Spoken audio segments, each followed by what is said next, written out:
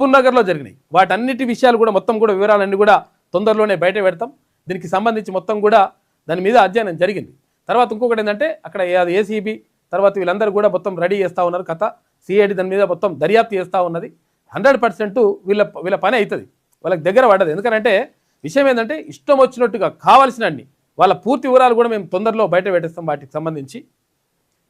ఇగో ఇప్పుడేం చేస్తున్నారట భూభారతి పేరుతోటి తర్వాత ధరణికి వచ్చినటువంటి ఏవైతే ఉంటాయి కదా ఆ ట్రాన్సాక్షన్స్ కొట్టురా అంటే వాన్ అకౌంట్ కొట్టించుకుంటారట.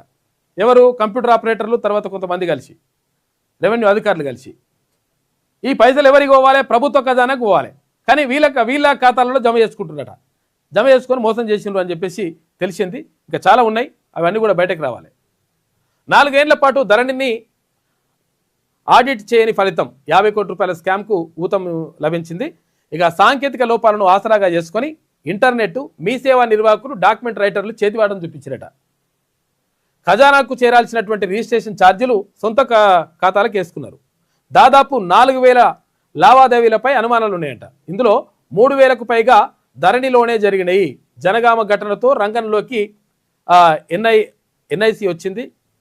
పూర్తి అమౌంట్ కట్టాకే ప్రాసెస్ జరిగేలా భూభారతిలో మార్పులు చేస్తున్నట్టు. ఇప్పుడు రెవెన్యూ అధికారుల పాత్ర పైన అనుమానాలు ఉన్నాయి. సీఎం సీరియస్ అయ్యిండు, ఎంక్వైరీ చేయాలని చెప్పేసి కలెక్టర్లకు ఆదేశాలు జారీ చేసిండు. గత ప్రభుత్వ హయాంలో తీసుకొచ్చినటువంటి ధరణి పోర్టల్ నిర్వాహకుల్లో ఇప్పుడు విషయం ఏంటంటే కొంతమంది ఇప్పుడు ఎమ్మెల్యే కూడా పోటీ అనుకుంటారు. అవన్నీ అక్రమ ఆస్తులు ఇవన్నీ కూడా సంపాదించేసి అవన్నీ కూడా బయట పెడతాం వాళ్ళ సంగతి. గత ప్రభుత్వ హయాంలో తీసుకొచ్చినటువంటి ధరణి పోర్టల్ నిర్వహణలో వైఫల్యాలు కొత్తగా వచ్చిన భూభారతి కొంపు ముంచుతున్నాయి. భూముల రిజిస్ట్రేషన్ల కోసం ఏర్పాటు చేసిన ఆన్లైన్ విధానంలో సాంకేతిక లోపాలను ఆసరాగా చేసుకుని అక్రమార్కులు సాగించిన చలానా మాయాజాలం తాజాగా వెలుగులోకి వచ్చింది. గత 4 ఏళ్లుగా ధరణి పోర్టల్లో ఆడిట్ నిర్వహించకపోవడంతో దాదాపు 50 కోట్ల రూపాయల మేర ఆదాయానికి గండిపడదు. తెలిసినవి 50 కోట్లు, తెలియని 100 కోట్లు ఉన్నాయి. ఇంకా